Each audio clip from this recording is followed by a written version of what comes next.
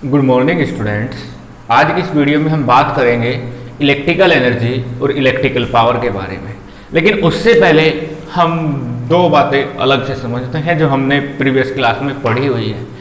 हमने previous class में पढ़ा हुआ है व्हाट इज एनर्जी, और उसका हमें आंसर सभी लोगों को पता है कि energy is the capacity to do work. कार्य करने की जो क्षमता होती है उसी को हम क्या कहते हैं बेटा, एनर्जी कहते हैं। और फिर इसके बाद हमने दूसरी बात पढ़ी है एनर्जी के टाइप्स, और एनर्जी के टाइप्स में जो मोस्टली कॉमन एग्जांपल्स या टाइप्स हैं जिनको हम हमेशा पढ़ते हैं वो है काइनेटिक एनर्जी और पोटेंशियल एनर्जी। और काइनेटिक एनर्जी की डेफिनेशन में जब हम बात करें तो उसे समझाने के लिए बता दिया जाता है कि किसी भी ऑब्जेक्ट में उसके मोशन की वजह से जो एनर्जी है वो उसकी काइनेटिक एनर्जी है, और जो उसके रेस्ट की वजह से एनर्जी है वो उसकी पोटेंशियल एनर्जी है। और जब हम डिफाइन करते हैं तो डिफाइन करने के लिए सेंटेंस यूज कर रहे हैं जो मैं अभी बोल रहा हूं कि the energy possessed by an object by virtue of its motion is known as its kinetic energy. यानी किसी भी ऑब्जेक्ट में उसके मोशन की वजह से जो एनर्जी होती है उसको काइनेटिक एनर्जी कहते हैं, जो रेस्ट की वजह से होती है उसको पोटेंशियल एनर्जी कहते हैं। The energy possessed by an object due to या by virtue of its configuration or position is known as potential energy। तो मैं आपको यहां पर समझाना यह चाहता हूं बेटा कि यदि हम टाइप्स की बात करें एनर्जी की तो उसमें डिफाइन कैसे किया जाता है कि किस वजह से कौन सी एनर्जी है। मोशन की वजह से एनर्जी है तो काइनेटिक, और रेस्ट की वजह से एनर्जी है तो पोटेंशियल। और आज का हमारा टॉपिक क्या है, electrical energy.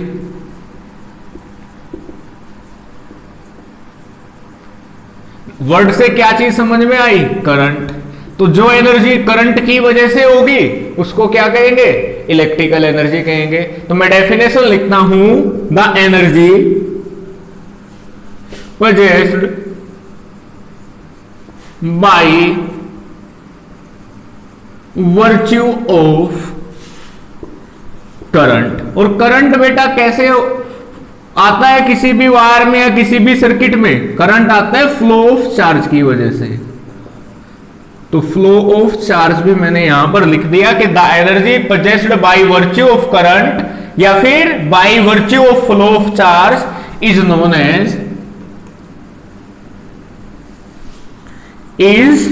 Known as electrical energy. जिस तरीके से आपने प्रीवियस क्लास में पढ़ा है कि रेस्ट की वजह से जो एनर्जी होती है पोटेंशियल एनर्जी, मोशन की वजह से होती है काइनेटिक एनर्जी, और जो करंट की वजह से होती है उसको कहेंगे बेटा इलेक्ट्रिकल एनर्जी। और डेफिनेशन क्या होगी कि the energy possessed by virtue of current, या फिर करंट की जगह हम क्या रख सकते हैं, the energy possessed by virtue of flow of charge is known as electrical energy. जब ये बेटा एनर्जी का ही एक टाइप है तो इसकी यूनिट भी क्या होगी, जूल होगी। इसकी एनर्जी भी क्या, सॉरी इसकी यूनिट भी क्या होगी, जूल होगी। अब हम यहां से आगे चलते हैं और इसके फॉर्मूले के बारे में कुछ डिस्कस करते हैं जिनका हमें न्यूमेरिकल्स में यूज करना होगा। अब एनर्जी के कॉन्सेप्ट को जब मैंने समझाना शुरू किया तो स्टार्टिंग में क्या बताया बेटा आप लोगों को कि energy is the capacity to do work. It means energy किसके इक्वल होती है, वर्क के इक्वल होती है। तो अभी फिलहाल हम वर्क निकालेंगे और जो वर्क आएगा वो ही एनर्जी की फॉर्म में स्टोर रहता है। तो हमें सिंपल फॉर्मूला पता है बिल्कुल बेसिक करंट का, I इक्वल्स टू क्या होता है, Q अपॉन T। यहां से Q इक्वल्स टू कितना हो सकता है, I इंटू टी। इसको इक्वेशन 1 मान लिया। इसके बाद मैं लिखता हूं वी नो दैट, हमें पता है किसका फॉर्मूला। देखिए अभी हमें कुछ नहीं पता, मान लीजिए हमें क्या निकालना है, वर्क डन। तो हमें कोई ऐसा फॉर्मूला सोचना पड़ेगा जो हमने इस चैप्टर में अब तक पढ़ लिया है और जिसमें वर्क डन का जिक्र होता है। तो हमें क्या पता है, V equals to W upon Q, यानी कि potential equals to work done upon charge. यहां से वर्क डन कितना आ जाएगा बेटा, Q इंटू V। ये आपने सेकेंड इक्वेशन मान ली। अब यदि मैं फर्स्ट इक्वेशन से Q की वैल्यू सेकेंड इक्वेशन में रखूं तो Q की जगह क्या रखेंगे, IT इंटू V, और W इक्वल्स टू कितना हो जाएगा, VIT। ये आ गया बेटा आपका वर्क डन का फॉर्मूला। और work done, this work done this work done is stored as electrical energy. तो यहां से क्या क्लियर हुआ कि एनर्जी क्या आ जाएगी बेटा, VIT आ जाएगी। तो हमारे पास एक फॉर्मूला बन गया इलेक्ट्रिकल एनर्जी का। एक बार चलिए फिर दोबारा समझते हैं। इलेक्ट्रिकल एनर्जी का हमें फॉर्मूला निकालना था। इलेक्ट्रिकल एनर्जी किसकी वजह से होती है, फ्लो ऑफ चार्ज की वजह से, और किसके इक्वल होती है, वर्क डन के इक्वल। तो सबसे पहले हमने चार्ज लिख लिया कि चार्ज कितना आएगा, current equals to charge upon time होता है, वहां से Q इक्वल्स टू आ गया IT। लेकिन हमें जरूरत पड़ेगी वर्क डन की, तो वर्क डन देखा कि पोटेंशियल के फॉर्मूले में होता है, तो potential equals to work done upon time से वर्क डन कितना आ गया, चार्ज इनटू पोटेंशियल। यहां पर ये Q की वैल्यू पुट कर दी तो वर्क डन आ गया IT इंटू V, या फिर कह लीजिए VIT। और ये जो वर्क डन है यही किस फॉर्म में स्टोर हो जाएगा, इलेक्ट्रिकल एनर्जी की फॉर्म में। तो इलेक्ट्रिकल एनर्जी का हमारा एक फॉर्मूला आ गया E इक्वल्स टू VIT। लेकिन हमें और क्या पता है, according Ohm's law, according to Ohm's law, Ohm's law क्या कहता है बेटा, ओम्स लॉ कहता है V इक्वल्स टू IR। यदि V की जगह में वैल्यू रखूं तो E कितना हो जाएगा, IR इंटू IT, या फिर कह लीजिए I² RT। क्लियर हुआ यहां तक। ये हमारे पास बेटा दो फॉर्मूले हो गए। जहां पर हमें रेसिस्टेंस गिवन होगा किसी न्यूमेरिकल में, ये फॉर्मूला यूज कर सकते हैं, और जहां पर पोटेंशियल गिवन होगा वो फॉर्मूला यूज कर सकते हैं। लेकिन यहीं से एक और हमारे लिए फॉर्मूला बन सकता है, उसको समझते हैं। अब यहां ओम्स लॉ से I इक्वल्स टू कितना आ जाएगा, I इक्वल्स टू हो जाएगा V अपॉन R, R चला जाएगा उधर। तो यदि मैं E के फॉर्मूले में I की वैल्यू रखूं V अपॉन R, तो ये कितना हो जाएगा बेटे, V² upon R into T। तो ये हमारे पास अपने 10th लेवल में इलेक्ट्रिकल एनर्जी के ये 3 फॉर्मूले हैं, जिनका हम किसी भी न्यूमेरिकल में किसी भी तरीके से यूज कर सकते हैं। चलिए मैं एक बार इसको दोबारा बताता हूं, रफ करता हूं और इन तीनों फॉर्मूलों को लिखता हूं। इसके बाद फिर हम डिस्कस करेंगे इलेक्ट्रिकल पावर के बारे में। अब पहला फॉर्मूला क्या आया, VIT। दूसरा फॉर्मूला क्या आया, I² RT। और तीसरा फॉर्मूला आया बेटा V² upon R into T। अब इन तीनों का यूज किसी भी न्यूमेरिकल में किया जा सकता है बेटे, लेकिन हम पहले फॉर्मूले को कहां प्रेफरेंस देंगे, जहां पर हमें रेसिस्टेंस गिवन नहीं होगा। यदि रेसिस्टेंस गिवन नहीं है तो हम पहला फॉर्मूला लगा लेंगे और इलेक्ट्रिकल एनर्जी निकाल लेंगे।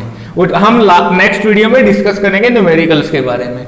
दूसरा हम वहां यूज कर सकते हैं जहां पर हमें पोटेंशियल नहीं दिया होगा, तो फिर क्या दिया होगा, करंट और रेसिस्टेंस दिया होगा। और थर्ड वहां करेंगे जहां पर हमें करंट नहीं दिया होगा।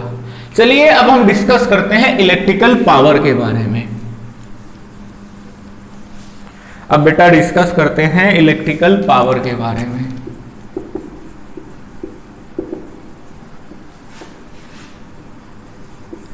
इलेक्ट्रिकल पावर का फॉर्मूला होता है वर्क डन अपॉन टाइम, और डेफिनेशन हम यहां से लिख सकते हैं, कई तरीके से लिख सकते हैं। पहले मैं सिंपल तरीका बताता हूं कि टाइम मान लिया 1 सेकेंड, तो फिर क्या हो गया, power equals to work done.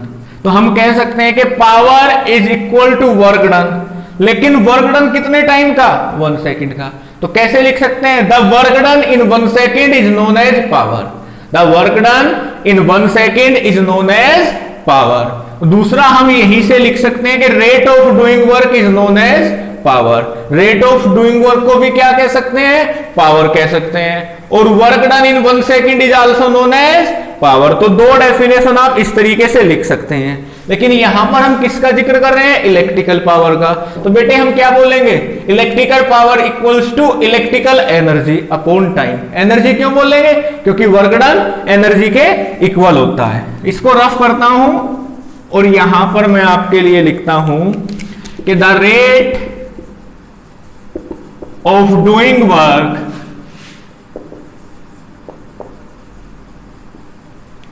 is known as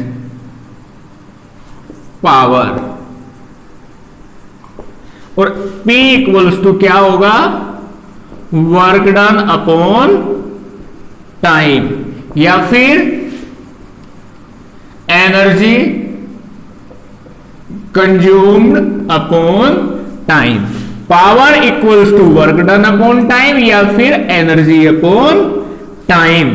work done के अभी या एनर्जी के तीन फॉर्मूले थे, VIT, I स्क्वायर RT और V square R upon R into T।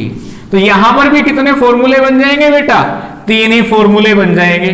जब वर्क डन की जगह VIT रखेंगे तो T से T कैंसिल हो जाएगा, पावर कितना आ जाएगा, VI। दूसरा फॉर्मूला क्या बनेगा, power equals to I square R, और तीसरा क्या बनेगा, power equals to V square upon R। क्योंकि तीनों केसेस में ये E की वैल्यू रखेंगे या फिर कह लीजिए W की वैल्यू रखेंगे, तो क्या हो जाएगा, टाइम से टाइम कैंसिल हो जाएगा और ये टर्म्स बच जाएंगे। तो यहां पर power equals to VI, power equals to I square R और power equals to V square upon R, ये तीन फॉर्मूले पावर के हो सकते हैं। चलिए इससे आगे हम बात करते हैं इलेक्ट्रिकल पावर की यूनिट की। वैसे यहां से आप यूनिट देखिए क्या हो सकती है, जूल पर टाइम, जूल वर्क डन के लिए और टाइम के लिए बेटा क्या, सेकंड। यूनिट हो सकती है जूल पर सेकंड, लेकिन SI यूनिट में हम किसको कंसीडर करके चलते हैं, वाट को। आप वाट भी याद रख सकते हैं और जूल पर सेकंड भी याद रख सकते हैं। क्लियर हुआ बेटा यहां तक। अब यहां पर कुछ मैं आपको टर्म्स बता रहा हूं जो कभी कभी एग्जाम में पूछ ली जाती है। ये जनरली तीन टर्म्स हैं कि 1 किलोवाट कितने के इक्वल होता है, 1 मेगावाट कितने वाट के इक्वल होता है और 1 हॉर्स पावर कितने वाट के इक्वल होता है। तो 1 किलोवाट 1000 वाट के इक्वल होता है, या फिर कह लीजिए 10 की पावर 3 वाट के इक्वल होता है। ये होता है 10 की पावर 6 वाट के इक्वल, ये होता है 746 वाट के इक्वल, 746 वाट के इक्वल। ये कई बार एग्जाम में पूछ लिया जाता है कि how many watts in 1 horse power. SP का मतलब हॉर्स पावर, MW का मतलब मेगावाट, KW का मतलब किलोवाट। तो आज की इस वीडियो में हमने जाना इलेक्ट्रिक एनर्जी और इलेक्ट्रिक पावर के बारे में। नेक्स्ट वीडियो में हम यहीं से स्टार्ट करेंगे और इनके न्यूमेरिकल्स को हम डिस्कस करेंगे।